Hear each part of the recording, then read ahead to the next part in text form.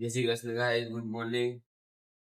તો મેં તૈયાર થઈ ગયા છીએ તે અહીંયા જઈશ બેંકમાં.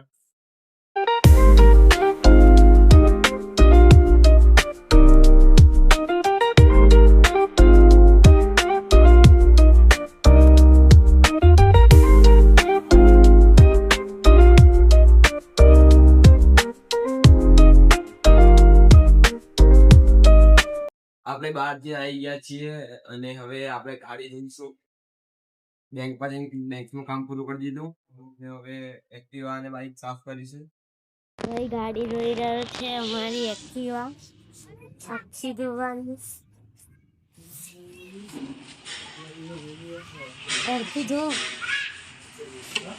શું અરખું ધો અરખું તો આ બગાડ આપવાનું છે ને.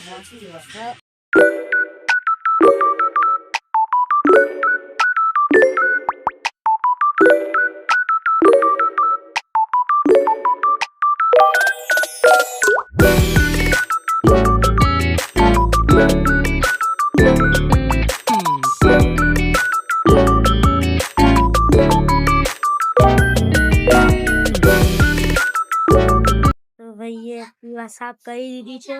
હવે બાઇક સાફ કરવાનો વારો આવ્યો. એ બાઇક સાફ કરે છે અને હું સાયકલ. તેરી પાટણનું પટોળું અંબોડે ગોથી ગજરું, તેરી પાટણનું પટોળું અંબોડે ગોથી ગજરું. બસ પ્રસંગી ઓર્ડર લેવામાં આવશે અને ખાવાની તૈયારી ચાલુ છે. આલુ પરોઠા બનાવવાના છે મમ્મી. એ બોલશો? શું બોલું? આજુ સુધી એક લોકોને કઈ બોલતા નહીં. એક બ્લોગ પણ શું બોલું? જય માતાજી. બની જાય તો કહું તા ચલો ભાઈ ખાવા બની ગયા. જય માતાજી. અહીંયા બી શુભ પ્રસંગે ઓર્ડર લેવામાં આવશે જમવા માટે. જમવા માટે બનાવવા માટે બનાવવા માટે જ ઓર્ડર લેવામાં આવશે. શુભ પ્રસંગમાં જમવા બોલાવો. હા ભાઈ, શુભ પ્રસંગે જમવા માટે અમારા તૈયાર છે, બરોબર? કારીગર બનાવવા નહીં, બનાવવા નહીં, ખાવા માટે. તમે તો એ વાત છો. શું તમે વાત છો? એટલે એ વાત છો સમજી જાઓ તમે. ખાવા જાઓ ખાલી. ખાલી ખાવા જઈએ. લગન કોના હોય ખબર ના હોય. કઈ નહીં બનાવો. બર્થડે હોય તો પહેલા જવાનું કીધું, પહેલા જોવાનું કાઉન્ટરમાં શું છે.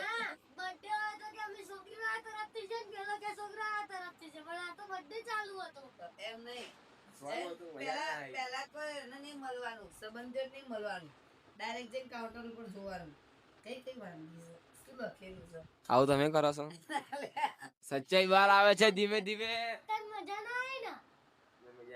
હે ને? ધીમે ધીમે સચ્ચાઈ બહાર આવવા માંડી છે ગાય. યસ્મીન ખાઈ છેલ્લે ટુકડા મળી લેવાનું. ખબર જ ના પડે કોણ કોણ સંબંધી છે. ડાયરેક્ટ ખુરશી લઈને બેસી જવાનું જમવા થાળી લઈ. અહીં સીધા બાર, બરોબર? તો હવે મમ્મી એ બનાવે છે આલુ પરોઠા.